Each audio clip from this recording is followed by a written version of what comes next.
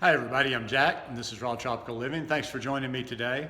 We're just going to talk a little bit about overthinking the raw vegan lifestyle and why it is better to stick to simplicity when it comes to eating this way.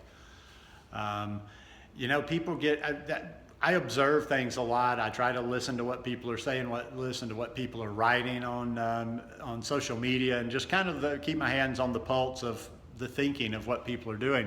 And especially for new people coming into this lifestyle, one of the biggest mistakes I believe they are totally making is overcomplicating this raw vegan thing. I mentioned in a video, I think it was last week, about simple raw vegan. This is how you do it. That the simpler we can keep this lifestyle, the better. Okay, now if we're talking raw vegan, I make a couple of assumptions to begin with. You're watching somebody's channel that talks about raw veganism, so this is assuming that you want to be raw vegan. And it's also assuming, and like I say, assuming can get you into trouble, but I think most people that we're talking to, networking with, when we're talking about raw veganism, we're talking about low fat, high carb. And what does some of that stuff mean? People throw these terms out here and these percentages and blah, blah, blah all the time. Basically, this is it. And when you go too much further than this, you're overthinking it.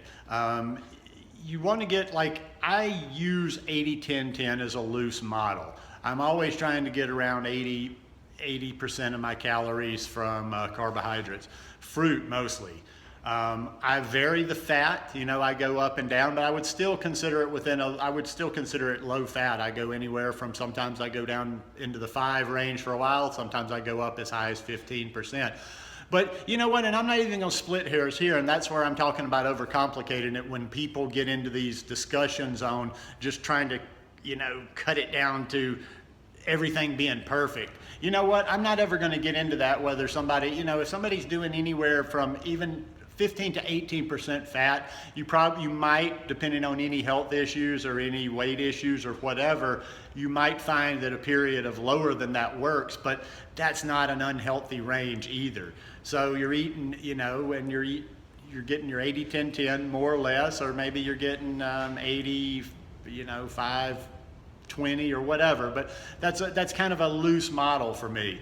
Okay, I'm getting plenty of fresh fruit during the day. I'm getting the greens because we need those greens in there. I'm trying to get different types of fat, not just 10 to 15% fat, but trying to make sure that I get a healthy ratio of the omega-3s in there.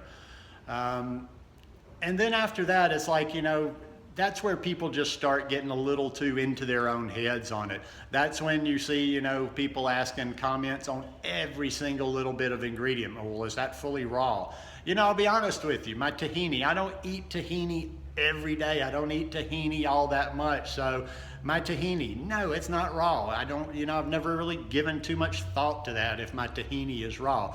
If I could find raw tahini, yes, I would make the choice to buy raw tahini, but I'm not going to not eat tahini because it's raw. Same thing with nori wraps. I just don't, once again, if sushi rolls are your thing, or, mock sushi rolls are your thing, maybe you have to worry about that if they're not raw nori rolls. But I don't eat that kind of stuff enough to where that's just kind of an occasional thing. So, I don't have time to be making sure that every single little ingredient is clicking and it's fully raw, and then certain things like, you can make up your mind on this as you go. A lot of this I'm talking about is for people in their beginning stages of this journey. You can figure some of the things out and let some of the things out as you go and as you learn more. But even like little things, I always hear, newbies getting so worked up about, like the Bragg's aminos, nutritional yeast, apple cider vinegar. No, they're not things that you want to make staples in your diet, but they do add taste. They do help a lot, especially in the beginning. Hey, I still use Bragg's aminos. I'm always going to use Bragg's aminos. It's not like I'm pouring half a bottle in every day. I use it from time to time. And I'm sorry, I've just never been able to subscribe to that hysteria of oh my God, if you eat a little bit of this, your body's going to go, go wonky on you or something. If you would just stick to those basics, especially as a beginner, I keep going back to that, especially as a beginner. Now, after you've put some time in on this, everybody's body cleans at a different rate, depending on, how much you're really educating yourself and seeking this lifestyle and moving forward on this lifestyle. Some things you're going to drop just because your body tells you to drop them. But in the beginning, you don't need to be worrying about all those little things. You want to get the basics down. It's, like in anything in life, you wouldn't go straight into taking upper level mathematics. You would start at algebra and you would move your way up and you would learn and you would progress a little bit more. Same thing with learning a new lifestyle. You want to get the basics in the beginning. Now, as you get more experience on this lifestyle and your body starts cleaning out and you're learning more and you know what you're doing, then your body might tell you, and there's individual, that's an individual thing for people. Your body might tell you down the road certain things like the Bragg's aminos or the nutritional yeast, or I'm just using those examples. And please, nutritional yeast, before everybody starts thinking I'm a nutritional yeast junkie, I've probably used it 3 times in the last year or so.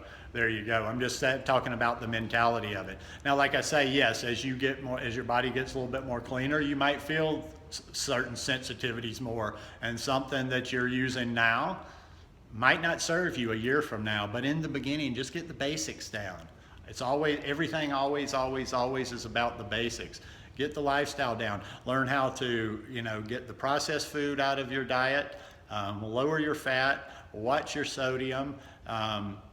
Eat as much fresh fruit as possible, as much fresh leafy greens as possible, and take it from there, and learn how much you're going to have to eat and progress. You can get into the more detailed stuff once you've actually done this lifestyle for a while. Because then it'll become more of a feel thing. I've mentioned this a number of times before. In the beginning, you're almost going solely on what other people are telling you and on information you're reading, and because you don't have very good instincts in the beginning, because you're new, you shouldn't have them. But as you do this more and more, you don't need to take as much input from the outside, and your body will kind of tell you, it'll guide you. You still need to continue educating yourself. I'm always going to be educating myself, but my body pretty much regulates what I do now, and not something I read or think or something cerebral or information that's just being put in front of me. But listen, just lock yourself in and get comfortable. This is something you're going to want to do for the rest of your life. And if you look at it with that mentality, instead of like this rush, got to get there, like it's something to get to soon and like it's going to be over with. This is a lifestyle I'm hoping you want to live for the rest of your life. So don't overthink it. Just work on the basics. Eat those fruits, veggies, a little bit of fat. If you're going to eat some cooked from time to time, don't worry about that either. Just keep it as clean as possible. But anyhow, enough of the overthinking. And people are just wasting so much time in conversations over the most minute things, threads online that can turn into day-long or 2-day-long things. People can get so heated and passionate, and I'm looking at them going like, does it really matter if you do one? Like I could flip a coin and either do it this person's way or this person's way, and I don't see a whole lot of difference. So don't get too caught up in the minute details. That takes the enjoyment out of it, and this is a very enjoyable lifestyle. Anyhow, I hope you guys enjoyed this one. If you like it, please give me a thumbs up. Hope you'll hit that subscribe button and click the little bell and hit send notifications. And guessing this is hump day. Hope it's a good one for you. Peace. And I don't know, as always, I don't know what day I will be putting this video out, but whatever, I hope it's been a great week for you and it's a good day for you. Peace.